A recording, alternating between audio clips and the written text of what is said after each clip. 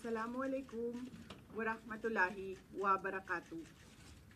Madayaw ug maayong adlaw kaninyong tanan. Magandang araw sa inyo lahat. Proverbs 19 verse 21 states, "Many are the plans in a person's heart, but it is the Lord's purpose that prevails."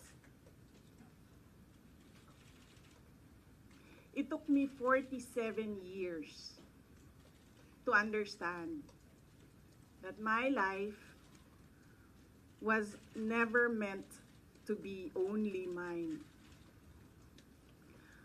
Unlike others, I may not have been born just to chase happiness. For a long time, I questioned the weight of responsibility to my family, to my country, to everyone who called on me. Today, I have peacefully accepted that my life is unlike any other. Sa unang mga buwan ng aming mga termino, nakita ko na ang kawalan ng katapatan ni Bongbong Marcos Jr. sa mga pangakong binitawan noong kampanya, pati na sa kanyang sinumpaang tungkulin para sa bayan. Dahil hindi ko kinaya na maging bahagi ng 2025 national budget na tadtad ng katiwalian, pinili kong umalis sa kabinete kahit alam ko na mula pa noong 2023 na ang magiging kapalit ay ang aking impeachment. Mga kababayan, humihingi ako ng paumanhin.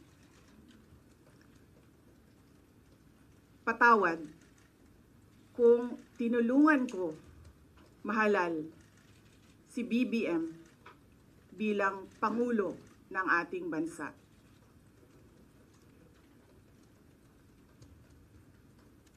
Patawad kung hanggang ngayon ay marami pa ring Pilipino ang nalulunod sa baha ng dahil sa malawakang korupsyon.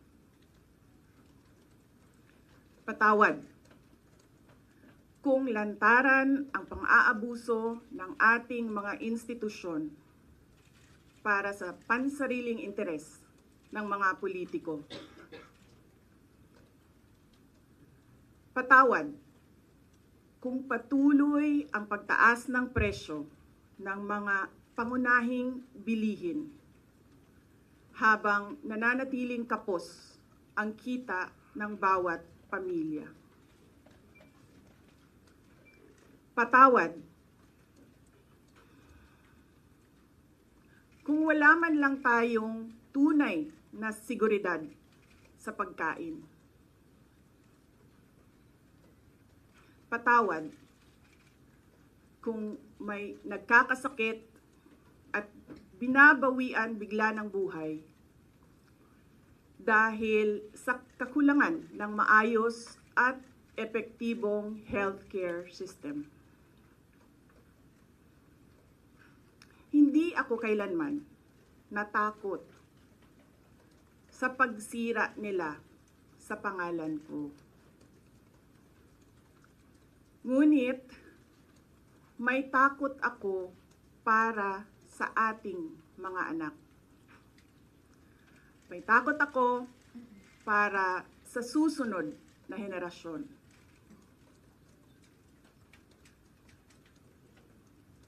May takot ako para sa mga kababayan nating walang bahay sa ibang bansa.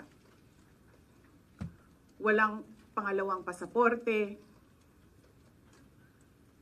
walang ibang matatakbuhan kundi ang Pilipinas. Kahit ito'y patuloy na nalulugmok sa kahirapan. Na ako'y kahadlok, nga moabot ang adlaw na dawaton na lang nato ang kapobrihon isip kapalaran. Nga maanad na ta sa sayop, nga mawad-an na lang ta og paglaom. Ug labaw sa tanan na ako'y kahadlok,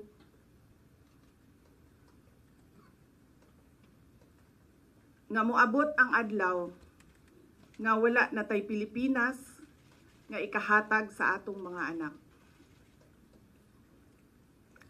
I cannot kneel before each and every Filipino to beg for forgiveness. Instead, I offer my life, my strength, and my future in the service of our nation.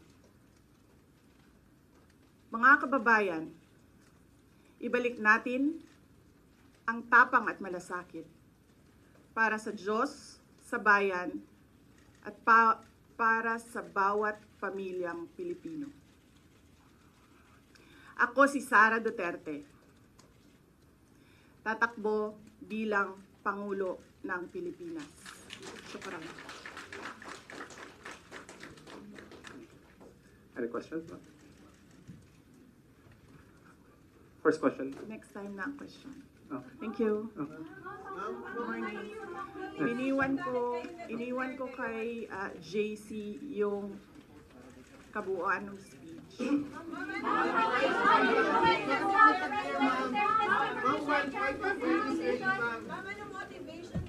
Why this area?